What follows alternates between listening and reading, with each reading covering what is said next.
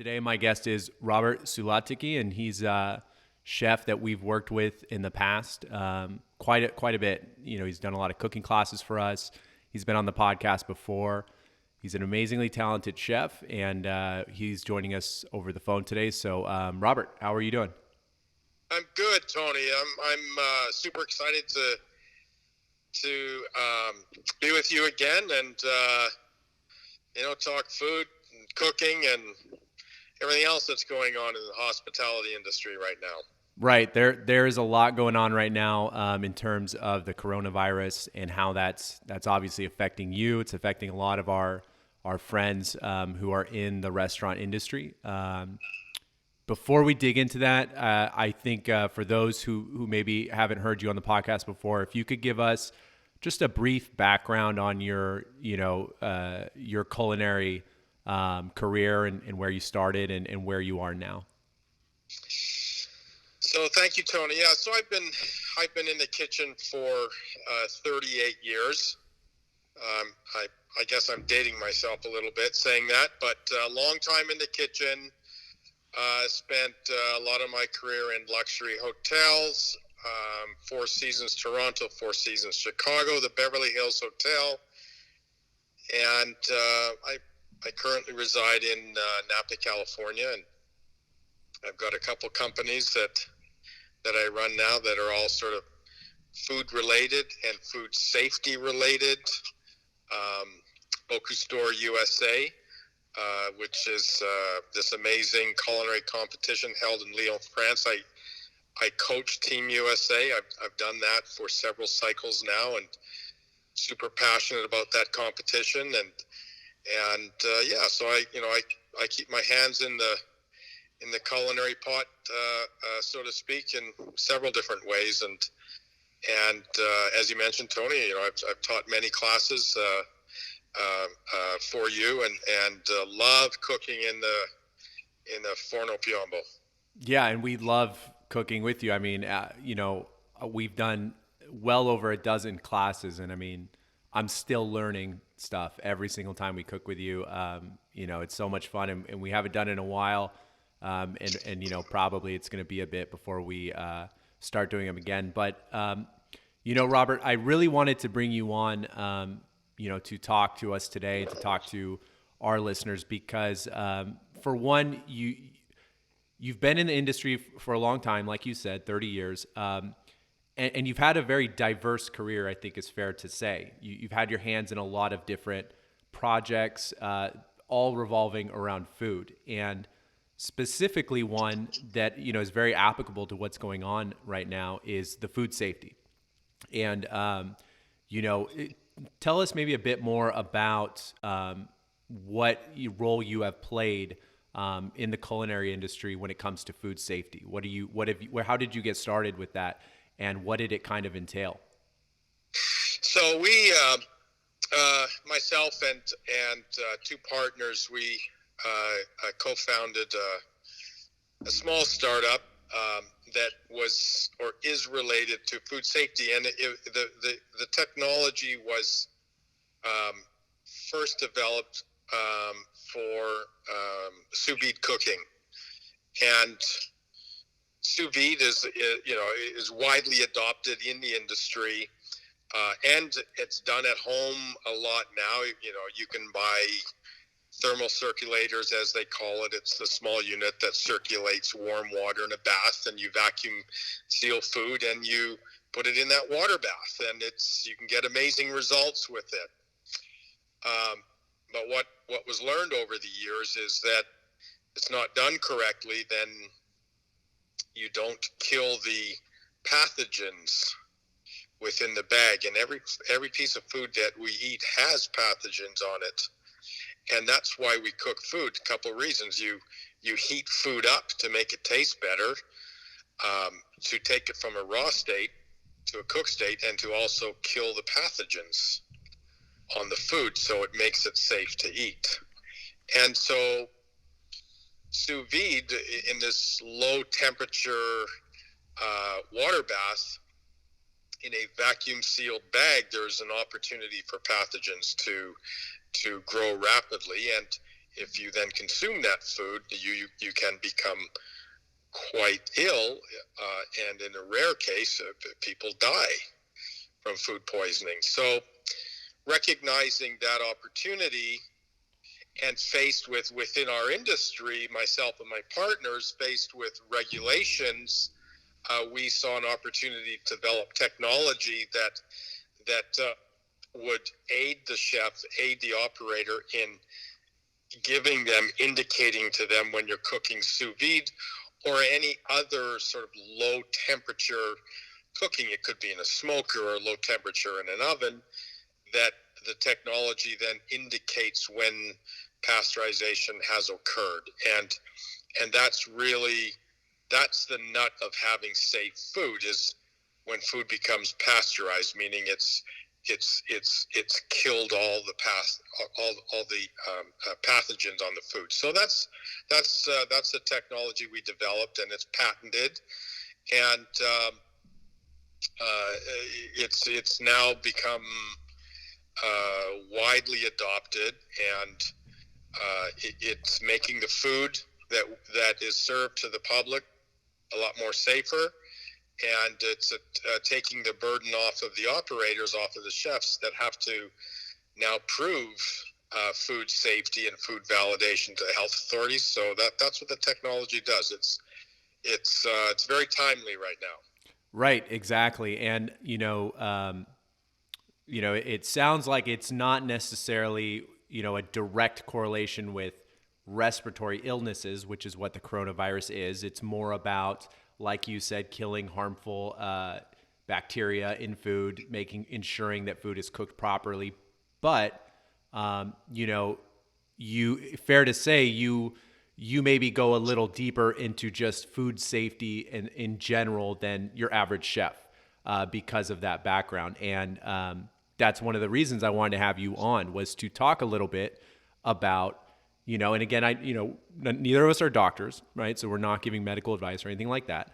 But, I'm sure that you maybe have some tips and ways we can be ensuring that the food that maybe we are purchasing right now, in terms of fresh produce, things that maybe have been handled by others, how we can safely clean those and give ourselves the best chance that if there is any kind of, bacteria on there or anything, any kind of viruses, we're cleaning it as best we can. Any thoughts on that, Robert, on just how we can safely be preparing our own food at home? Yeah. So what's really important, and it's basic food safety knowledge that any good grocer or chef or restaurant should be practicing, and that is safe food handling. That cold food is kept cold, and hot food is kept hot. And if it's in between, it's in the danger zone, as they call it, and that's 40 to 140 degrees Fahrenheit. Within that temperature range is the danger zone, and that's where bacteria can flourish. And so, as you're shopping for your food, or as you're eating at a restaurant or eating at a buffet or whatever the case may be, you just want to make sure that, again, cold food is cold, that when you're buying, meat and fish from a grocery store, that it is being held at under 40 degrees. And of course, I mean, the majority of the grocery stores in this country, and, in every state, are, they are highly monitored by the health authorities. And so, fish is always on ice, and, meat is held at a cold, proper temperature. So, I mean, that's the basic rule. And same thing goes on the other end of the scale with hot food. If you're roasting a piece of chicken, or you're cooking a chicken breast, just make sure it's properly cooked. And again, like I mentioned before, that's why we cook food. We cook it because it makes it taste good, and we cook it to kill the bacteria. So just practice safe food handling. Make sure that within your kitchen, you're not, you're sanitizing your work area, you're sanitizing your cutting board, in between, uh, changing different food products on your cutting board. For instance, you wouldn't use, cut a chicken breast or raw chicken and then put vegetables or salad or lettuce on that cutting board and then cut that lettuce for salad. You've just cross-contaminated that lettuce with raw chicken. So just, be very conscious of how you're handling your food, that you're properly sanitizing your work area, your knives and your cutting board, and hot food's hot, cold food cold, and everybody will eat healthy, nutritious food. That's great. That's awesome. And I think the key takeaways there in terms of this coronavirus, I think, was know where you're getting your food from. Know how they are handling that food. Especially today. Ask, right? Hey, are you taking any extra precautions when handling food? Setting it out for display, things like that. You should be buying from reputable grocers and places that you trust, and that tell you and show you that they're going above and beyond when it comes to handling that food. I think that was a big takeaway. Also, sanitizing your workspace, sanitizing your utensils. That's huge because if you bring this virus home with you on a piece of food or whatever it may be, you still have the opportunity to stop it from getting to you, right? And that's going to be done. That barrier is sanitizing and cleaning the food, cleaning the workspace. What are you using typically at home that other people can use to sanitize? What kind of products are you using? What should we be using soap? Should we be using actual chemicals on certain things? What are your thoughts on that? So there's several things you can do. If you're not interested in using any chemicals on your knives, for instance, you can boil those, because boiling water at 171 degrees Fahrenheit kills pathogens. So if you dip your knives in boiling water, then it sanitizes them. There are several food grade sanitizers on the market, both in spray form and in like wipes. You can also use diluted bleach to a certain degree. Will sanitize a work surface. So you can't use straight bleach; it's got to be diluted, so to make it food safe. But certainly at home, food safe sanitizer spray is that you can find at most grocers now is fine. Works just fine, and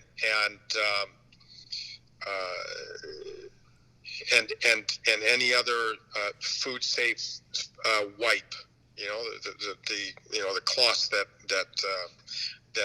you buy works just fine. So in the restaurant environment, it is normal in a well-run kitchen now that every cook on their station has a sanitizer bucket. So it's usually a red bucket with sanitizer, and constantly wiping down their stations, wiping down their knives, constantly changing your cutting board so there's no cross-contamination like I mentioned before. And it just becomes memory movement. It's just muscle memory, right? movement. Yes, you do it over and over, and it's incorporated into your process. It's part of cooking now. To make sure that your station is sanitized. And I would recommend to all the home cooks out there to make that part of your daily routine when you're cooking in the kitchen, to make sure your kitchen is clean and organized, because a clean and organized kitchen, and you're not pulling all of your food out of the fridge and leaving it sitting on the counter as you're working through your recipe. Only pull out what you're working on, and that your workspace is nice and clean and organized, and the food stays in the cooler that has to stay cool. These are all practices that we do in the commercial kitchen, and they certainly all apply to the home cook. Awesome. That's very informative, and I think it's relevant right now. I think on average, people are going to be cooking more than they have been. We're not going to be going out as much, obviously. So these are great tips. My next question, Robert, is you should not be going out and panic buying tons of food and stocking up for a year. I think it's safe to say that. But with that being said, you're going to stock up a bit right now.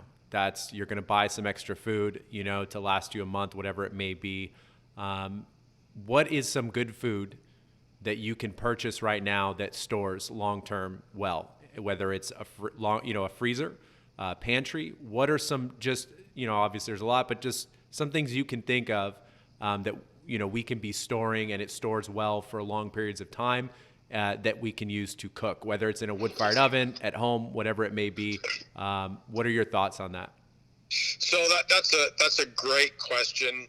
Obviously, the news of the day is everybody is out there buying up all the provisions in every grocery store and stocking up on all kinds of food. And I understand people are worried and want to make sure they have food to feed their families. So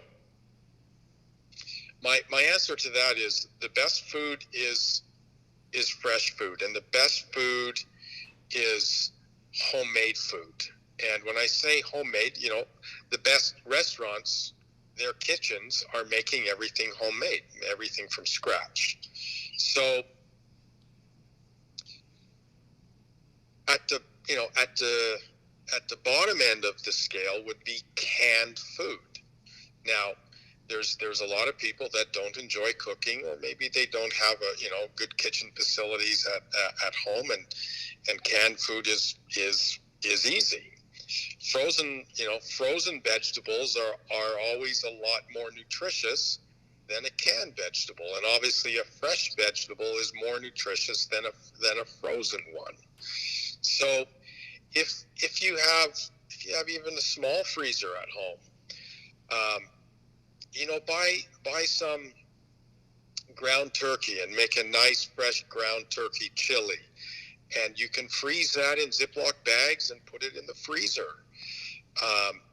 Make a pot of stew, or make some pesto. Make some fresh pesto out of some basil and pine nuts, and then you can freeze that. And all you have to do is pull some out of the freezer and boil up some pasta, and you've got a nice pesto pasta that is homemade and essentially ready to go. And dried pasta is going to last a long time in your pantry, and some fresh pesto that you freeze down is going to be good for 6 months in the freezer. So, look at buying fresh food, and then how can you cook that at home?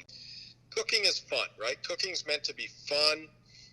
Everybody, right now in our current situation, a lot of people staying at home. We have lots of time on our hands, and there's nothing wrong with going and buying some fresh food and having a good time in the kitchen and making a pot of chili, or making a pot of beef stew, or some spaghetti sauce, and open up a glass of wine, have a glass of wine, and cook a few items, and then freeze it down.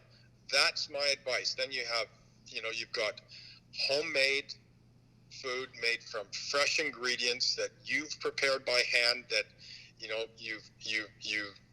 you're making sure your kitchen is sanitary, and your food handling practices are safe, like we just talked about. Then you have homemade, safe food in your freezer that is nutritious and tasty.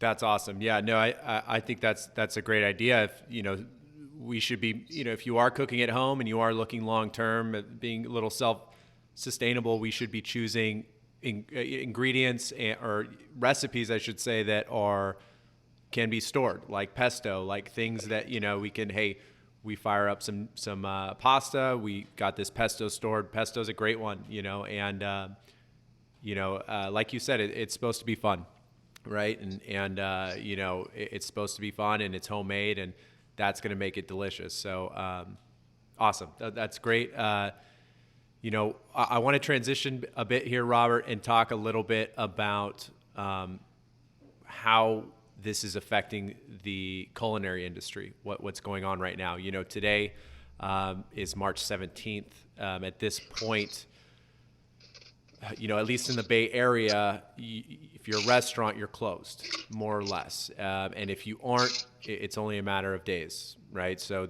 restaurants, for the most part, are closed for actual dine-in service. But I think, you know, there may be some pickup options. That's a little unclear at this point. But let's talk a little bit about it. So my first question for you, you know, on a macro scale, we've never experienced something like this in any of our lifetimes, as a whole, as a country essentially shutting down. But we have seen on more micro scales, smaller outbreaks affect a community or an area. Being in this industry for so long, have you ever seen that happen before? Have you ever been involved in it, whether directly or indirectly, where an area shut down essentially, and you know, the culinary restaurant or the restaurant industry shut down for a while? Is this something you've ever experienced before on a more micro scale? So, I've gone through several other scenarios where the restaurant or the food service business came to almost a grinding halt. I mean, right now it has ground to a halt here. But 9/11, you know, obviously was you know, a terrible situation. Where were you during that time? I was at Toronto at the Four Seasons Hotel in Toronto. I was the executive chef there at that time, and obviously everybody knows where they were on that day when they got that news, and you know, it was obviously devastating and tragic. And then immediately following 9/11, every piece of a corporate business, every event, everything canceled. Now, that was devastating to business levels for sure. But what is different now is that, of course, right now every event, because you can't have a gathering, every corporate event, every social event, every private event, everything's canceled. But now on top of that, you have every restaurant closed or closing. And that's the difference between today and 9/11, is that the restaurants didn't close. Of course, business took a dive.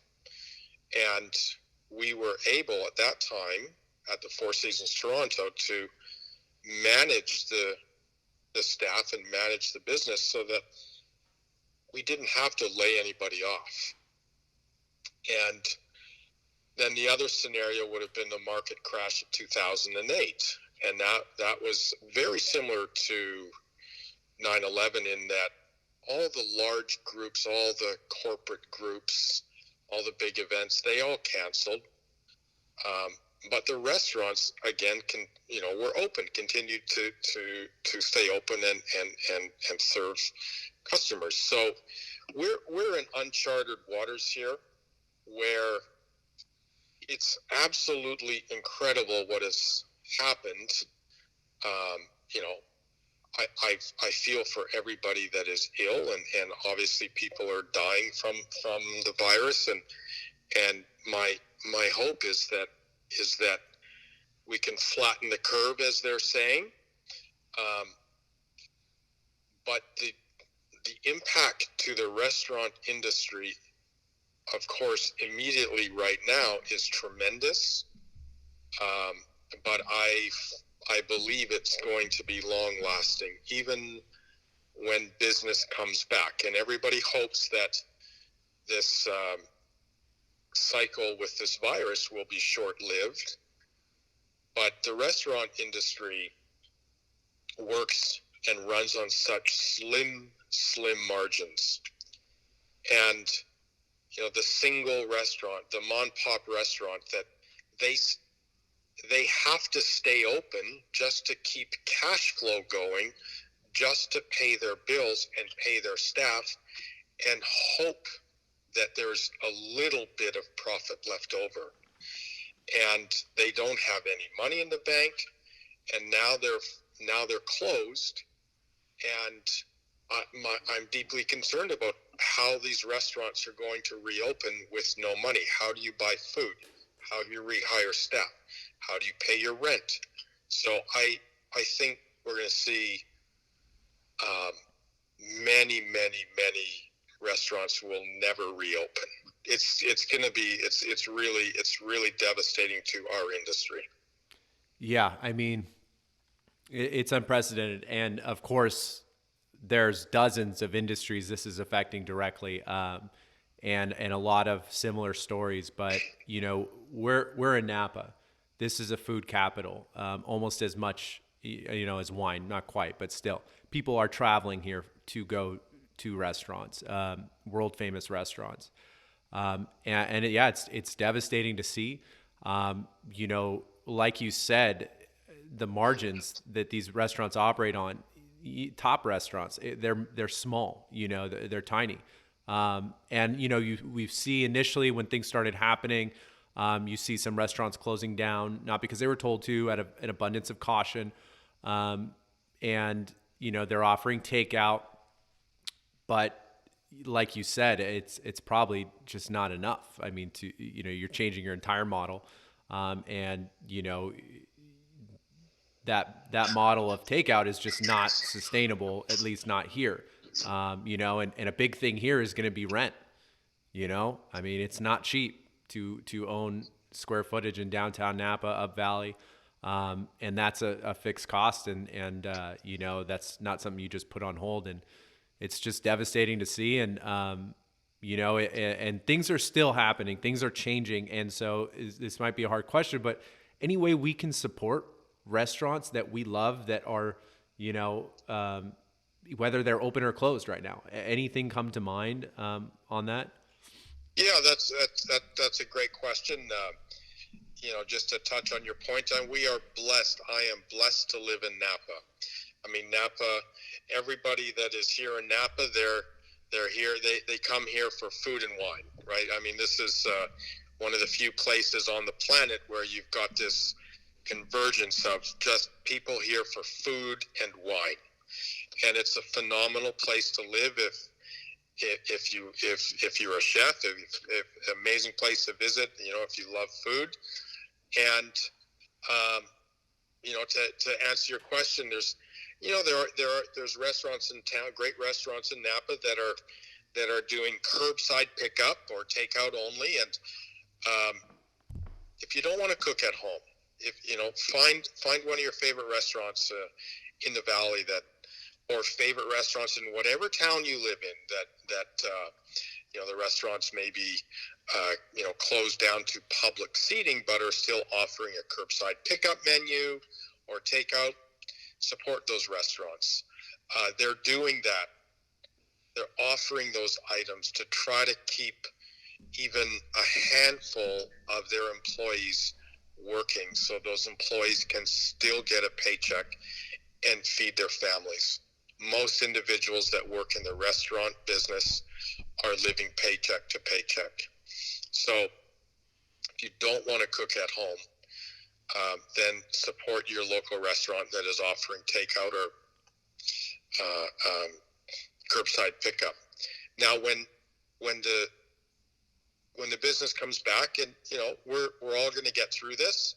We're going to get through it together. When it comes back, and you're feeling good, and it's time to go out and have a nice dinner out with family or friends, or celebrate something, then go out as soon as you can and patronize your local restaurant, or go see the chef that you like the food that she or he cooks, and support them. The sooner we can get back to that, the better the industry, the better our towns will be. People will be out shopping and eating and dining, and it's gonna bring the economy back. So, I mean, that's my advice there, Tony. Yeah, and I want to touch on that because right now there's a lot of concern about any interaction with anybody whatsoever, understandably. So I actually pulled this quote from the Atlantic that I thought was relevant, and this was from Stephen Morse, who's an epidemiologist at Columbia University, and it's in regards to food and this illness and ordering out or eating food that other people are preparing. How safe is that? So here's what he said. When it comes to ordering in, the food itself is unlikely to be much of a danger, according to Stephen Morse. Even if the person preparing it is sick, cooked foods are unlikely to be a concern unless they get contaminated after cooking. He granted that a salad, if someone sneezes on it, might possibly be some risk. But as long as food is handled properly, he said, there should be very little risk. Now might be a good time to familiarize yourself with what your local health department thinks of the food handling practices of your favorite restaurants. So, this obviously, we're not doctors, we're not giving medical advice, we're not giving any of, I'm just saying this quote that I found interesting. This epidemiologist is essentially saying, in his opinion, it's very safe to get food for pickup from restaurants. It's not a big concern, assuming the food is being handled safely. And he says, check with your local health department and what are their standards. Robert, what are our health standards here in Napa? I would have to assume they're some of the best in the country. Yeah, so Napa County Health and for that matter, most jurisdictions in the U.S., city, county, state, have very strict food handling guidelines.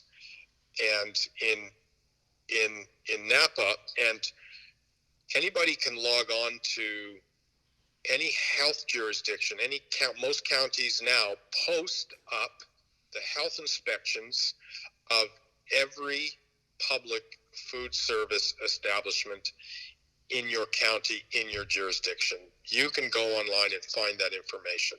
And just like we talked about, Tony, at the top of our conversation about safe food handling, whether it's at home or how cooks and chefs handle food in the kitchen. Certainly in Napa, Napa is an amazing restaurant area. The chefs are very professional. Competition is super tight, which makes the food that much better and makes the kitchens, that much cleaner and the food handling that much safer. So you can be pretty sure that if you're picking up food curbside or takeout from a restaurant that you've dined at multiple times before and you find that food to be, hot food hot, cold food cold, tasty food, nutritious, that's going to be what they're serving for takeout or for curbside pickup at this moment in time. So the quote you just spoke of is very, very true. And again, it goes back to just proper safe food handling practices, which for the most part, the great majority of restaurants are practicing that. Right. So that's promising. If based off what Robert just said, based off what this epidemiologist just said, it for all intents and purposes seems very safe for you to pick up food to eat. So we encourage you to support and patronize your local restaurants that are still open. And it's going to help them out a lot, and it's safe to do. And hey, we're going to be cooking a lot of food at home, but it's always nice to pick up a made meal as well. So that's promising. That's promising, and that's good. So let's Robert, let's move on to Bocuse a little bit, because that's kind of your life right now, as I understand it. That's your main focus. For those who aren't familiar with the Bocuse store, can you give us just a quick summary of what that competition is and what you're doing exactly for the United States team? Yes. So the Bocuse store is a culinary competition that's held in Lyon, France, every 2 years. It's held every second January. How long has it And been running? it started. The first competition was 1987, and I don't know how many editions they've had now. So every 2 years from '87, I don't know, they've had 16 or 18 of them or something like that. And it is an amazing competition in that 24 countries compete over a 2-day period. Each country sends one chef only, and that chef has a young cook with them in the kitchen, and the teams have to prepare 2 items for the judges, and there's one judge from every country sitting at the judging table, and the Bocuse d'Or has grown into, that is undoubtedly the most important, the biggest and greatest culinary competition in the world. To win the Bocuse d'Or would be like winning a gold medal at the Olympics. It would be like winning an Oscar. It's on par with that. So I'm the head coach for Team USA, and I've been involved with the American team since I started with the American team since 2014. And in 2015, we won silver, and in 2017, we won gold. We won the Bocuse d'Or. And that was the first time the United States had ever won, or no? That's the first time the U.S. had won, was 2017. That is the first time a non-European country had ever won the Bocuse d'Or. It was a big deal in the culinary world that we won it. It's incredibly hard competition. It's like saying I'm going to go to the Olympics and I'm going to run the 100-meter sprint and I'm going to win a gold medal. Well, how often does that that happens to one person every 4 years? Right. Like, it's hard. It's the same thing. So we put a lot of resources behind it. A lot of human resource behind it. We've got all the top chefs in the country behind it, and it means a lot to our industry. When we made silver in 2015, I mean, that was a huge feat.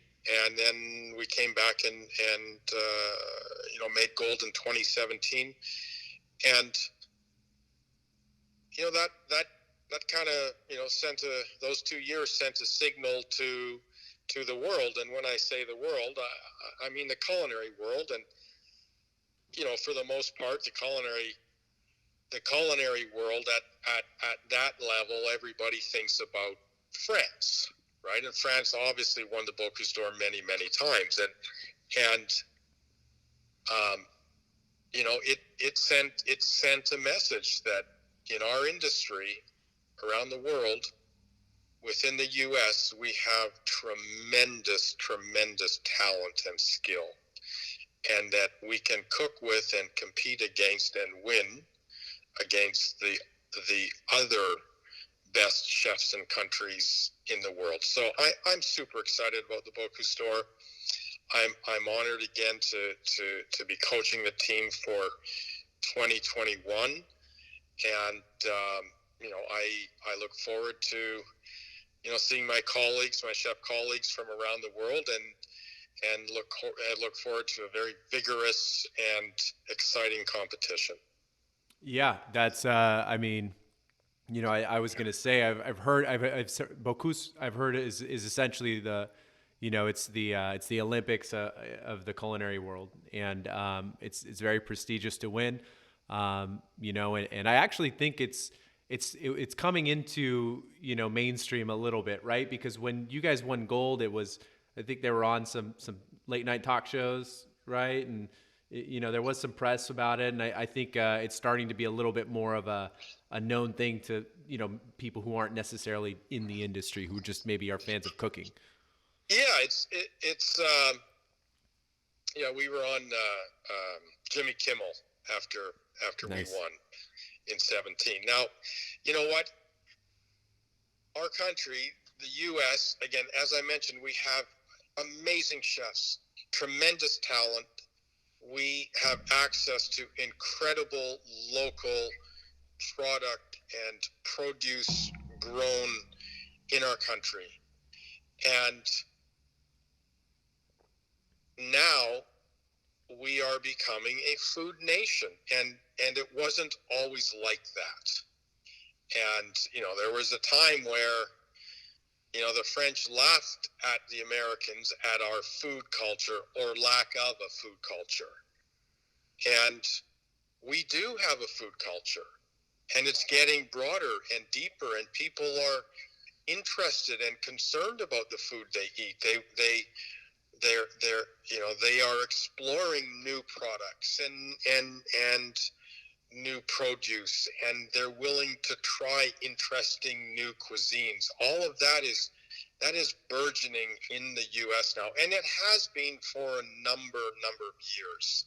So that just lifts the Bocuse store up. People, you're absolutely correct, Tony. People are more aware of the competition. When I talk to people I meet and I mention the Bocuse store, of course, there's still some people that have not heard of it, but surprisingly, there's a lot of people that have heard of it. So it's coming. It's coming, and the more the dining public goes out and supports chefs in this country and supports chefs that are pushing the envelope, that are creating and exploring taste and texture and flavors, that allows us to push the envelope on the world culinary stage at these competitions like the Bocuse store. Talk to me about the who is the chef this year? Tell us how you select who's going to be the chef you send there. You send out to Lyon, and then also there's a sous chef as well, correct? Yes. So there is there's a foundation called Mentor, and Mentor was founded by Daniel Boulud, Thomas Keller. They founded that charitable organization to fund Bocuse store USA, and it was founded 11 years ago. So Mentor then raises the money to send the team to France. They also raise the money to hold a national selection competition. It's held every 2 years. The last one was in November of this past year, of 2019, and it was held in Napa. We've got a young chef that won that competition, Jeffrey Hayashi from Honolulu, from a restaurant called Senya. He was the chef de cuisine, which means he runs the kitchen. Jeffrey's a super talented culinarian. He actually competed in the national selection 2 years prior and didn't make it, but recognized how incredible the Bocuse store is. So he came back and competed again in the national selection, and he won this past November. So that gives Jeffrey and his young commis, and commis is a fancy French word for team assistant or young cook. So his young commis, William Barrera. They then moved to Napa, and we've started training. And the team, there is a continental selection qualifying competition in Lima, Peru, in a couple months. And every continent or every region of the world has a continental qualifying competition. There's about 70 countries that will compete around the world in these continental qualifiers. And from those competitions, they will select then the winners. The top 24 will go to France this upcoming January to compete. So that's how the team is selected. It's a massive commitment, Tony. We go and visit the candidates that want to vie for the national title. We go visit them. We taste their food. We speak with their bosses. We let them know that, hey, if you win, you're moving to Napa and you train full time for the next 15 months. It's a huge commitment. So Jeffrey is fully committed, and William is fully committed. They're practicing full on as we speak right now, and we've got team assistants that are also full time. It's a pretty big deal. Yeah, it's incredibly prestigious to represent our country. I mean, you're representing our country, and it's not hard. I mean, it's not easy to be selected as the chef. I'm assuming there's tons of competition from the best chefs across the country. What's that selection process like? Because I missed it, but I know it was here in Napa fairly recently, and I believe it was at Copia, right? Yes. So what's that selection process like for those chefs? Or is it similar to actual Bocuse where you're? It is. Yes, it is structured exactly like the Bocuse store. The competition is 5.5 hours long.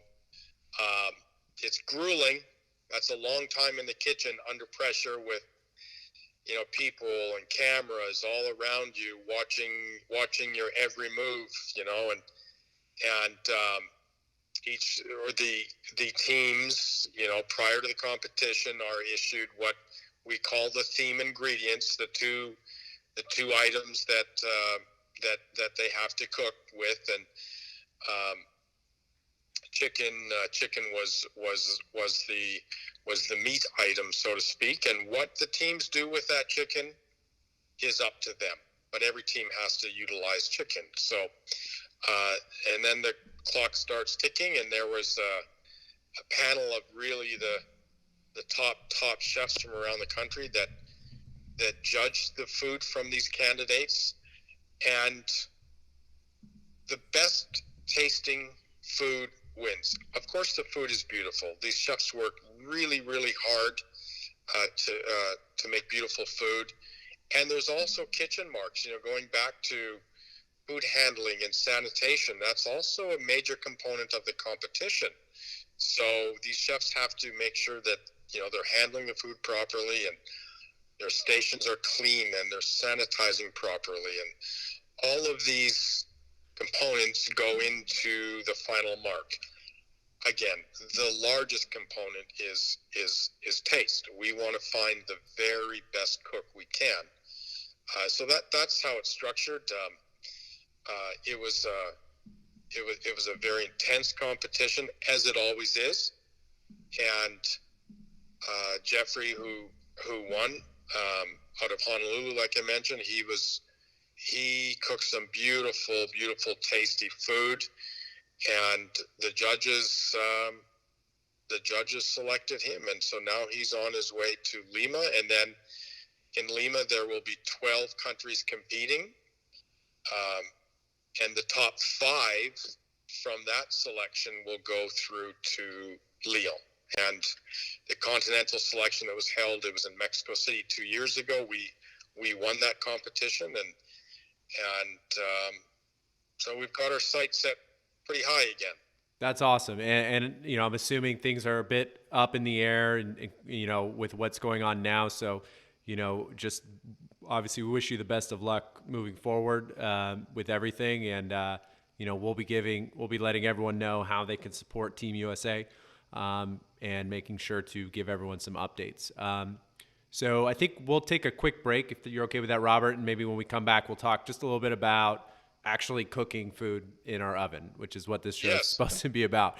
So we'll take a quick break, and we'll be right back. We just want to take a quick second to thank Kitchen Collective, which is a private cooking club located here in Napa. They're letting us shoot our podcast here today, so we wanted to let you all know that they are still open. I don't believe they're hosting, but you can get food to go. So make sure to follow them, kitchencollective.club. You can sign up for their mailing list there, and they'll send you updates. And if you need some food, and you're obviously a lot of restaurants are closed, these guys are still providing it here in Napa. So check them out. And again, thanks to Kitchen Collective. All right, we're back with Robert here, and we're gonna transition a bit now, and we're gonna talk a little bit about cooking, specifically cooking in a wood-fired oven.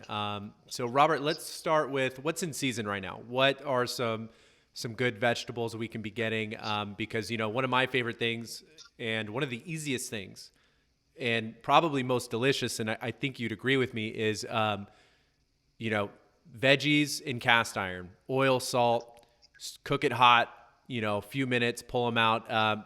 They're absolutely delicious. And I want to talk, maybe tell us what's out right, what's good right now. What can we be, what kind of vegetables can we be putting in the oven?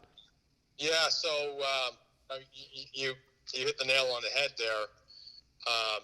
Hot cast iron pan, a little bit of vegetable oil, and some nice fresh green asparagus that are right in season right now. Just take that green asparagus, peel them nicely, a little olive oil on them, a little salt, pepper, preheated cast iron pan, put them in the pan in the oven, char them up, and take them out. Again, you can drizzle some nice extra virgin olive oil on them after they're cooked, a little bit of fleur de sel or Malden sea salt. You can grate some orange zest or some lemon zest on them, some grated Parmesan cheese, and away you go. I'm salivating just thinking about it, actually. So, artichokes as well right now. Again, you can just, peel those artichokes back, clean the outer leaves off, and split them in half, and clean the choke out, the little fuzzy, prickly stuff in the center of the artichoke when you cut it in half, and just toss those in olive oil and some garlic and lemon zest, and you've got that beautiful grill that fits in your oven, Tony. You can put those artichokes on the grill over those glowing embers and just roast those artichokes in the oven. Are absolutely beautiful. We've done both those items in the classes. Yep. And they're always a big hit. When it comes to cooking in the wood oven and cooking in general, I'm a huge proponent of simple is best and less is more, and just let the ingredients speak. And I'm always excited about springtime when we have these artichokes and asparagus and fresh morels right now, right? You can just saute some morels in the oven, are fantastic. And wild halibut is coming into season. So there's all kinds of treats that are out there in the market now that we can cook in the oven, Tony. Yeah, no, it's a lot of fun. And I mean, you can really be cooking these things at whatever temperature you want, right? Essentially. I mean, you can be we can be hot, we can be 850 in there.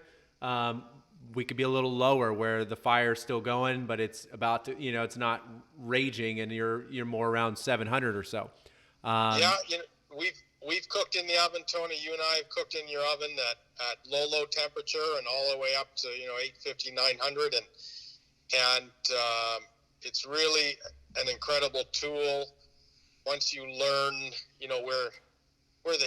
where the heat zones are in the oven, right inside the door, right at the door opposite the fires can be quite cool. You can actually, you're talking about halibut being in season right now. You can make a nice, rich court bouillon, which is a poaching liquid for fish. You can put that in a little cast iron pot and just sit it inside the door and just put your fish in there and slowly poach it. And at the same time, you can, roast some artichokes at the other end of the oven over the fire, and you can have a beautifully, perfectly poached piece of halibut with some roasted artichokes, and then just squeeze some lemon juice and olive oil on that. You have an incredible meal that is super simple.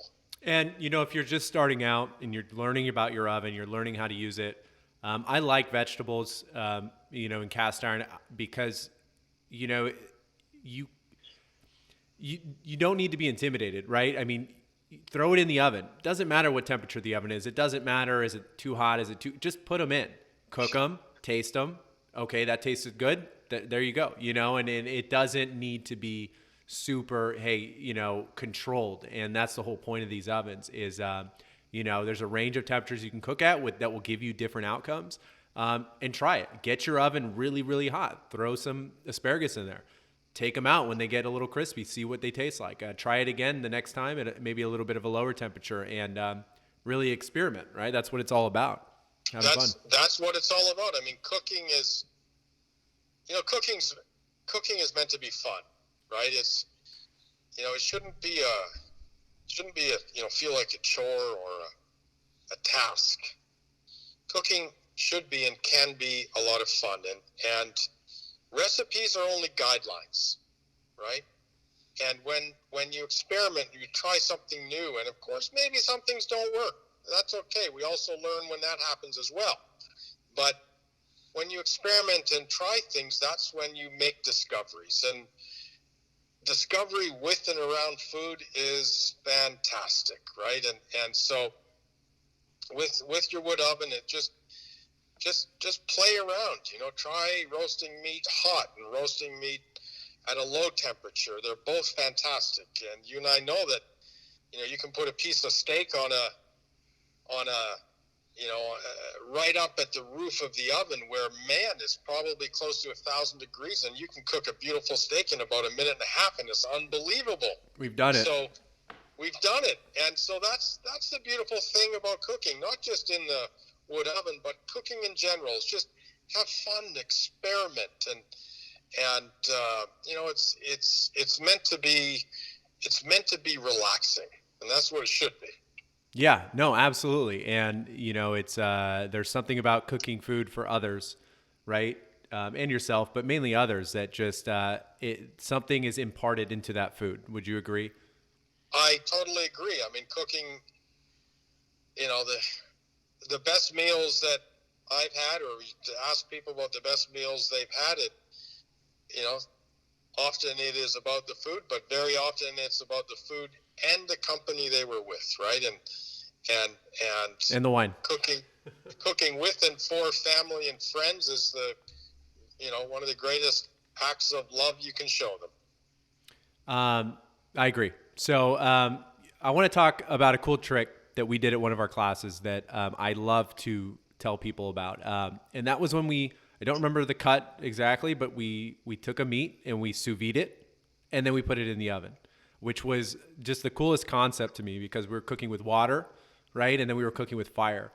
Do you remember what we cooked, and what are we doing in that situation? Why are we doing it in water first, and then we finished it in the oven?